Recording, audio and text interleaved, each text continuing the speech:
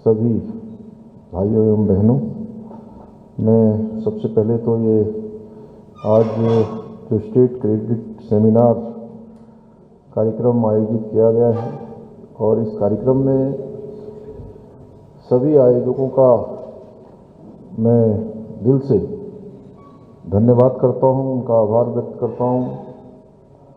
मैं इस अवसर पर हमारे नाबार्ड के सभी अधिकारियों का विशेष रूप से आभार व्यक्त करना चाहता हूं कि जिन्होंने हमारे प्रदेश में, अभी हम लोग सुनील कौशिक जी का बहुत अच्छा प्रेजेंटेशन यहाँ पर देख रहे थे कि उन्होंने बहुत सारी जो संभावनाएं हैं जिन पर हम काम कर सकते हैं और जिन पर हमारे नाबार्ड के द्वारा लगातार वित्त पोषित किया जा रहा है, लगातार ऋण उपलब्ध कराया जा रहा है, लगातार सहायता दी जा रही है और कृषि के क्षेत्र में, बागवानी के क्षेत्र में तथा छोटे और मध्यम MSME के उद्योगों को विकास हेतु इस वर्ष करीब 33,000 करोड़ रुपए की ऋण योजना तैयार की है और मुझे बताया गया है कि पिछले साल की तुलना में यह धनराशि लगभग 6.22% अधिक है। यह निश्चित रूप से हमारे किसानों को, बागवानी में लगे लोगों तथा छोटे उद्योगों में काम करने वालों के लिए किसी वरदान से कम नहीं है। लेकिन यहाँ पर मेरा एक निवेदन है कि यह ऋण की जो व्यवस्था है ये बहुत सही प्रकार से, इसमें निगरानी की भी बहुत आवश्यकता है और दूरदर्शिता की भी बहुत आवश्यकता है। मेरा मानना है कि ऋण, लोन या क्रेडिट को सही और ज़रूरतमंद और योग्य लोगों तक सबसे सरलता से पहुंचाने में जिनकी सबसे बड़ी भूमिका है वो हमारे सब बैंक हैं। उनकी इस भूमिका के कारण से जो ज़रूरतमंद लोग हैं, जिनकी योग्य लोग हैं, उनको ठीक प्रकार से जो है ये ऋण प्राप्त हो पाए, सही योजनाओं में ऋण लग पाए। अभी मुझे सुनील जी ने, अभी सुमन जी बता रहे थे कि 800 करोड़ रुपया 2022-23 के लिए इन्होंने अपना प्रबंधन किया होगा कि 800 करोड़ रुपया जो है इस वर्ष जो है खर्च करना है। अभी तक की जो प्रगति रिपोर्ट आई है वो बहुत बढ़िया नहीं आई है, इसलिए हमारे जो विभागाध्यक्ष हैं, और मैं उनसे भी कहूँगा, आनंद वर्धन जी पूरे उसको हेड करते हैं, तो आनंद जी ये कहीं ना कहीं हम लोगों को देखना पड़ेगा कि जो है आखिर इन्होंने इतनी व्यवस्था करी है और अब जनवरी का महीना आ गया है, अभी तक मेरे ख्याल से 25% की प्रगति हुई। सुनिए कितना ही है ना, 25 सब मिला के कितना है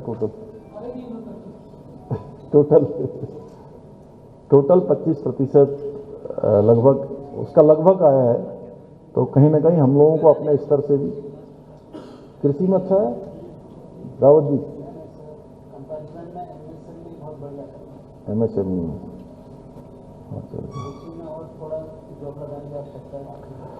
अब जिन में भी जहाँ भी इस प्रकार की व्यवस्था है, जहाँ पर कमी है, मैं समझता हूँ कि वहाँ पर हम लोगों को विशेष रूप से ध्यान देना होगा।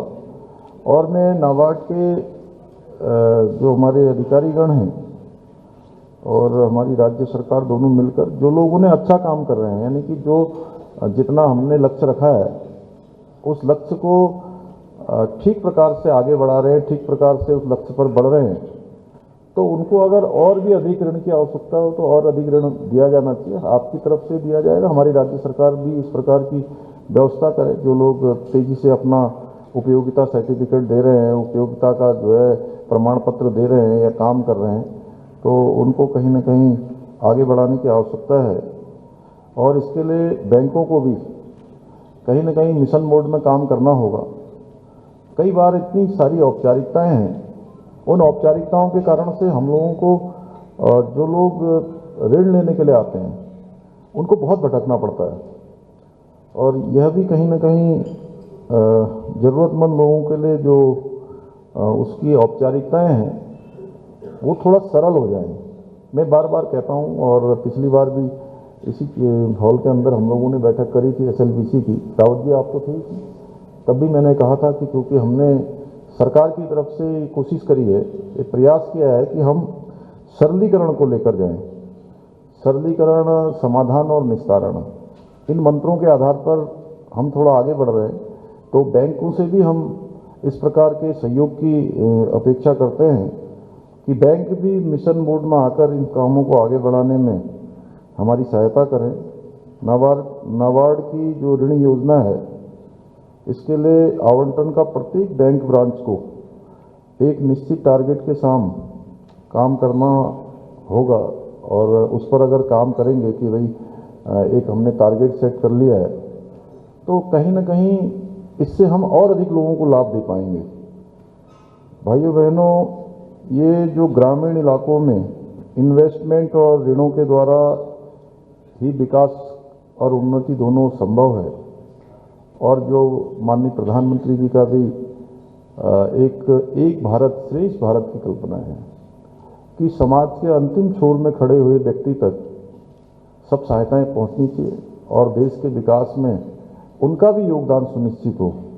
उसके लिए यह जरूरी है कि हमारे जैसे राज्य में बहुत बार चर्चा होती है कि रिवर्स लाइन कैसे हो, रिवर्स लाइन की ओर हम कैसे बढ़ें। बड़ी समस्या है कि हमारे पास देखिए अच्छे अच्छे खेत हैं जहाँ पर हम कृषि के क्षेत्र में, बागवानी के क्षेत्र में काम कर सकते हैं, लेकिन उनको प्रोत्साहित करके हम उनको कैसे उनके जो पैतृक स्थान हैं उन स्थानों पर पुनः वापस ला पाए। एक बड़ी चुनौती है ये बैंकों के स्तर से, हमारे संस्थाओं के माध्यम से, हमारे विभागों के माध्यम से इस पर हमारे रिवर्स प्लान को भी एक मिशन के रूप में लेना होगा। क्योंकि आप सभी लोग एक ही चीज़ सोच रहे हैं, हम भी यही सोच रहे हैं, नाबार्ड की संस्था भी वही सोच रही है, हमारी राज्य सरकार भी सोच रही है, हमारे जनप्रतिनिधि भी सोच रहे हैं, हमारे अधिकारीगण भी सोच रहे हैं, बैंक भी सोच रहे हैं कि आप इस राज्य में काम कर रहे हैं तो आपका भी यह हेतु है कि राज्य आगे बढ़े, आपके कार्यकाल में राज्य आगे आए, हर व्यक्ति की उन्नति हो, हर किसी का योगदान हो। तो उसके लिए इस पर हमको विशेष रूप से ध्यान देना होगा, और हम सरकार के स्तर पर आधारभूत जो हमारी सुविधाएं हैं, सड़क है, कनेक्टिविटी है, उसको और मजबूत करने के लिए फलों के क्षेत्र में जो राज्य सरकार कर सकती है हम कर रहे हैं, उद्यान के क्षेत्र में कर रहे हैं, अभी पर्यटन को बढ़ाने के लिए कर रहे हैं। इसी प्रकार से यहाँ पर हम निवेशकों को लाने के लिए भी काम कर रहे हैं कि उनके लिए तमाम जो हमारी पुरानी पॉलिसी है उस पॉलिसी में भी कहीं संशोधन करना है तो हम उस संशोधन की तरफ भी बढ़ रहे हैं, आवश्यक संशोधन कर रहे हैं। अभी हाइडल जल विद्युत के क्षेत्र में हमने अपनी जो पॉलिसी है उसमें चेंज किया है, और उसके कारण से एक सकारात्मक जो संदेश है वो पूरे देश के अंदर गया है। तो सकारात्मकता आने से और एक संदेश जाने से भी काम को गति मिलती है, काम को प्रगति मिलती है। तो निश्चित रूप से इसमें हम नाबार्ड का जो सहयोग है हमारे इन सभी कामों में लगातार मिलता रहा है। पिछले वर्ष ही नाबार्ड ने उत्तराखंड को 10,000 करोड़ रुपए की 4,515 परियोजनाओं को मंजूरी दी। इसके लिए मैं नाबार्ड का एक बार फिर से सभी का मैं आभार व्यक्त करता हूं। भाइयों बहनों, हम दूरदर्शिता के सोच के साथ उत्तराखंड का विकास करना चाहते हैं। हमारी सरकार का लॉन्ग टर्म इंफ्रास्ट्रक्चर प्लान पर पूरी तरह से गंभीरता से काम करने का हमारा लक्ष्य है, और उसको लेकर हमने पिछले दिनों, आप सबकी जानकारी में होगा कि हमने जहां अलग अलग हमारा चिंतन शिविर भी आयोजित हुआ, उस चिंतन शिविर में भी बहुत सारी चीज़ें निकल कर आई हैं, बहुत सारे आउटपुट आए हैं, बहुत सारे जो सामूहिक चर्चा हुई है, ग्रुप डिस्कशन हुए हैं, उनमें से काफ़ी सारे निष्कर्ष निकले हैं। और ऐसे 25 जो प्रमुख निष्कर्ष थे राज्य सरकार को करने चाहिए, राज्य के लिए जरूरी है, उस पर हमने अपने मंत्रिमंडल में भी फैसला कर लिया कि हम उस पर काम करेंगे। और राज्य को आगे ले जाना एकमात्र ध्येय है। हम चाहते हैं कि राज्य का जो इंफ्रास्ट्रक्चर है वो मजबूत और मॉडर्न हो, आधुनिकतम हो, ताकि राज्य के जो शहरी इलाकों के साथ साथ जो हमारे ग्रामीण इलाके हैं, ग्रामीण क्षेत्रों में भी लोगों का इन्वेस्टमेंट बढ़े, लोगों की वहाँ भी जो है जरूरी भागीदारी और वहाँ के लोगों की भी विकास के क्षेत्र में उनका भी योगदान हो। और मैं सभी आप जो बैंकिंग सेक्टर के लोग हैं उनका इस ओर भी जो है उनको ध्यान दिलाना चाहता हूं कि जैसे हमारे 3 जिले अभी आपने ही बताया, रुद्रप्रयाग, बागेश्वर और टिहरी ऋण की कमी वाले जिले हैं। आपसे अनुरोध है कि इन जिलों में थोड़ा ऋण अधिक आवंटन हो और विशेषकर से अगर हम पूरी जो है राज्य की अगर ग्रोथ पर ध्यान देंगे तो आप कभी भी आप रुद्रप्रयाग को ले लेंगे, चंपावत को ले लेंगे या बागेश्वर को ले लेंगे, चमोली को ले लेंगे, तो आपको लगेगा कि पूरे राज्य की जो ग्रोथ रेट है उसमें उनका योगदान बहुत कम है। शायद मेरे ख्याल से 2%, 3% इस प्रकार का सब निकल कर आएगा, जो काफी कम है, क्योंकि हमको पूरे प्रदेश का जो है एक समानता से विकास की ओर ध्यान देना होगा। और यहाँ पर 2 प्रकार की व्यवस्थाएं हैं हमारे यहाँ, मैदानी क्षेत्र भी है, तराई का भावर भी है और पर्वतीय क्षेत्र भी है। एक ही जनपद में कई प्रकार की व्यवस्थाएं होती हैं। इसी देहरादून को आप देख लीजिए कि देहरादून में आप देखेंगे कि विकासनगर तक एक व्यवस्था है, यानी कि मैदानी क्षेत्र है। विकासनगर से ऊपर चले जाएंगे तो आपको दिखेगा कि अलग अलग क्षेत्र है, पर्वतीय क्षेत्र है। इसी प्रकार से आप नैनीताल को देख लेंगे, नैनीताल में हल्द्वानी तक बिल्कुल मैदानी क्षेत्र है, उसके बाद पूरा पर्वतीय क्षेत्र है। चंपावत में चले जाएंगे तो आपको जो है पूरे उत्तराखंड का एक मॉडल दिखाई देगा। वो मॉडल ऐसा है कि आप बनबसा और टनकपुर वहां जाएंगे तो आपको लगेगा कि ये बिल्कुल तराई है, और थोड़ा आगे चले जाएंगे वहां से बस्तिया, सुखी ढाक, चलती तक वो लगेगा कि आपको सेमी, मतलब कि तराई और भावर दोनों दिखेगा उसमें, कुछ गर्मी कुछ सर्दी। और चंपावत आगे अमोड़ी से आगे पहुंच जाएंगे तो अभी ये पुरुषोत्तम जी तो वहीं घूम के आए हैं अभी, तो आपको हिल दिखाई देगा और बहुत मतलब हम ऐसा लगेगा कि हम अब पहाड़ की ओर चढ़ रहे हैं, और लोहाघाट पहुंचते पहुंचते बिल्कुल आप ठंड में पहुंच जाएंगे। तो एक ही जिले में भौगोलिक परिस्थिति भी भिन्न है, क्लाइमेट भी भिन्न है, वैसे ही उत्तराखंड राज्य का भी है। तो अगर किसी जिले को अगर इसके मॉडल के रूप में लेना है कि पूरा उत्तराखंड कैसा होगा, पूरे उत्तराखंड का विकास कैसा होगा, तो उसका मॉडल जो है चंपावत जिला है, जिसमें सब प्रकार की चीजें हैं, ऊपर नीचे, मैदान, पहाड़, ठंड, गर्मी, सब प्रकार की चीजें। तो मैं आप सबसे कहना चाहता हूं कि बैंकों के अलावा हमारी सरकार आम लोगों के लिए भी सब्सिडी है, क्रेडिट लिंक योजनाएं हैं, ब्याज अनुदान है, ऐसी योजनाओं को लगातार लागू कर रही है। इसमें आपके उसमें अभी प्रेजेंटेशन में भी बताया कि वीर चंद्र सिंह गढ़वाली है, पर्यटन की जो हमारी स्वरोजगार की योजना है, दीनदयाल उपाध्याय सहकारिता किसान कल्याण योजना है, जिसमें बिना ऋण के भी ब्याज देने की व्यवस्था के कारण से बहुत लोगों को अपने कामकाज को बढ़ाने में काफ़ी मदद मिली है। मुख्यमंत्री स्वरोजगार योजना है, नमो योजना है, ऐसी अनेकों योजनाओं को हम संचालित कर रहे हैं। मैं बैंकों से ये अनुरोध करता हूं कि राज्य में जो उनका ऋण प्रवाह है उसको बढ़ाने के लिए बैंकों को भी इन योजनाओं का कहीं ना कहीं लाभ उठाना चाहिए। और एक और मेरा आग्रह है कि राज्य के सभी किसानों को जो किसान क्रेडिट कार्ड उपलब्ध करवाने के लिए एक विशेष कैंपेन मोड पर हमें कार्य करना होगा, जिससे कि ऋण का लाभ उन किसानों तक पहुंचे। इसमें जब भी हमारी समीक्षा होती माननीय प्रधानमंत्री जी की, थोड़ा अभी हम उसमें काफ़ी काम करने की मुझे आवश्यकता महसूस होती है।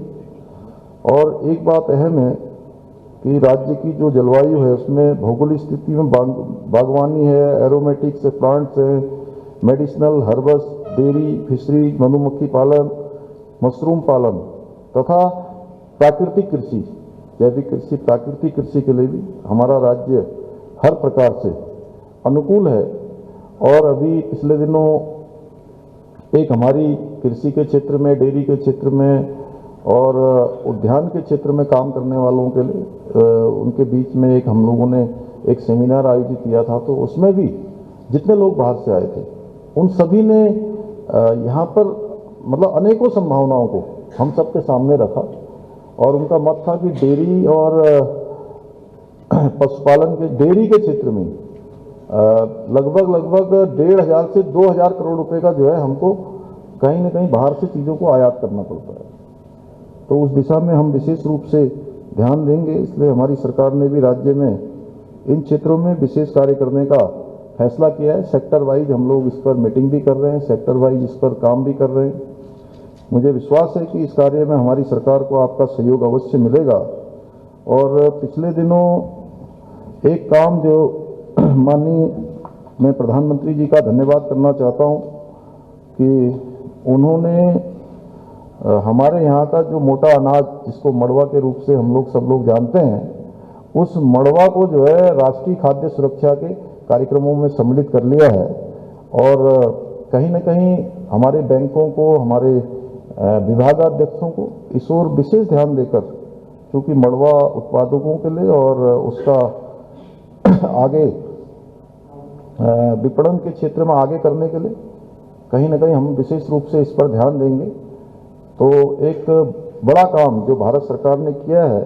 और अच्छी बात यह है कि 2023 को इंटरनेशनल ईयर ऑफ मिलेट्स घोषित किए जाने का जो प्रस्ताव भारत सरकार ने किया था, उसको यूनाइटेड नेशन जनरल असेंबली के द्वारा भी अपनी सहमति प्रदान की गई है। मैं प्रधानमंत्री जी का अभिनंदन करना चाहता हूं कि वो उन्होंने एक ऐसे प्रस्ताव दुनिया के सामने रखे हैं जिसको पूरी दुनिया मान रही है। आज कहीं ना कहीं भारत जो हमारा सांस्कृतिक एक राष्ट्रवाद था, सांस्कृतिक विकासवाद था, वो पूरी दुनिया के सामने आ रहा है। तो इस दिशा में हम सबको भी काम करना होगा। और मड़वा, झिंगोरा, जो बाजरा, जो हमारे मोटे अनाज हैं, इनकी खेती जो परंपरागत रूप से की जाती रही है, उसको भी बढ़ाने की आवश्यकता है। क्योंकि पुरानी चीज़ें देखिए, जो हम लोग इस प्रकार की बैठकें करते हैं, SLBC की बैठक करते हैं, आज जो हम ये सम्मेलन कर रहे हैं, सेमिनार कर रहे हैं, इसमें केवल परंपरागत चीज़ों पर चर्चा न हो। परंपरागत चीज़ें तो हमारी चली आ रही हैं, जो अच्छी हैं उसको और बढ़ाना चाहिए। और अगर कहीं किसी वजह से हमको किन्हीं कारणों से अगर हमारी रुकावट आ रही है, तो हमको उस रुकावट को दूर करना चाहिए, उसको रिमूव करना चाहिए। और कुछ नई चीज़ों को हम अडॉप्ट कर सकते हैं, तो हमको नई चीज़ों को भी अडॉप्ट करना चाहिए।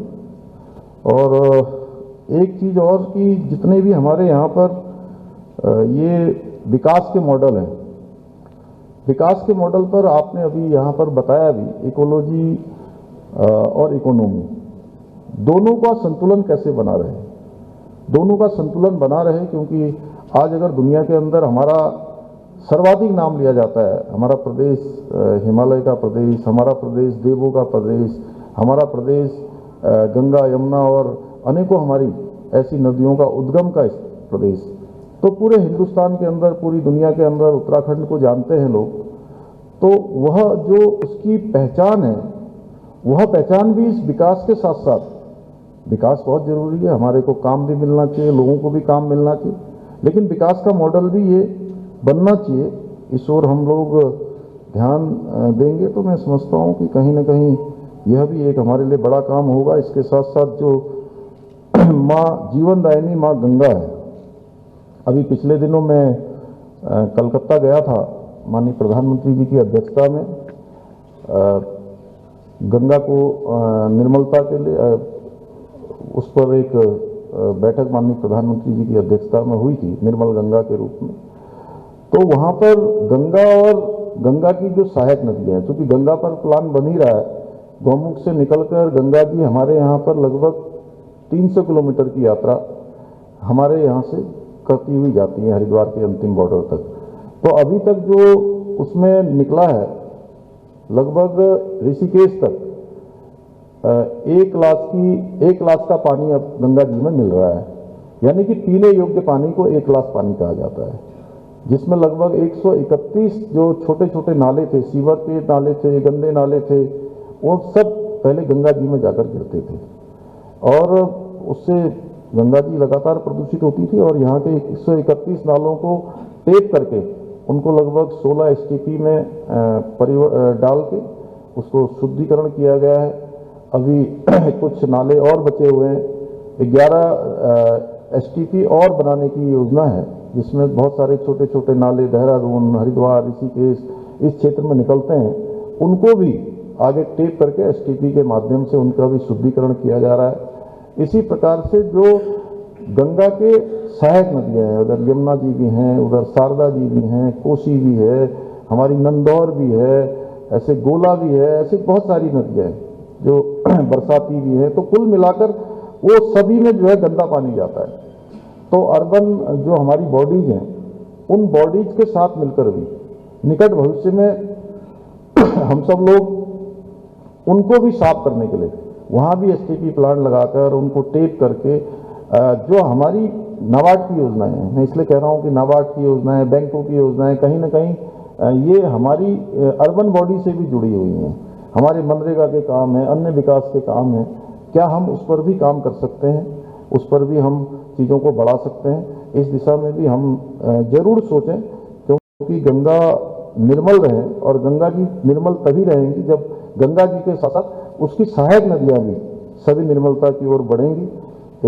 तो इस अवसर पर मैं आप सभी का धन्यवाद करते हुए, और एक और बात कि इस बार जो G20 की अध्यक्षता हमको मिली है, भारतवर्ष को मिली है, उसमें से 2 कार्यक्रम हमारे 2 बड़ी बैठकें हमको उत्तराखंड के अंदर भी हमको मिली हुई हैं। उनके कुछ स्थान वहाँ पर प्रस्तावित होकर आए हुए हैं। उन 2 स्थानों पर हमारी बैठक होगी, उस सब में भी आप सबका प्रतिभाग किसी न किसी रूप में हो। पुनः एक बार मैं आप सभी का धन्यवाद करते हुए और शुभकामनाएं देते हुए अपनी बात समाप्त करता हूँ।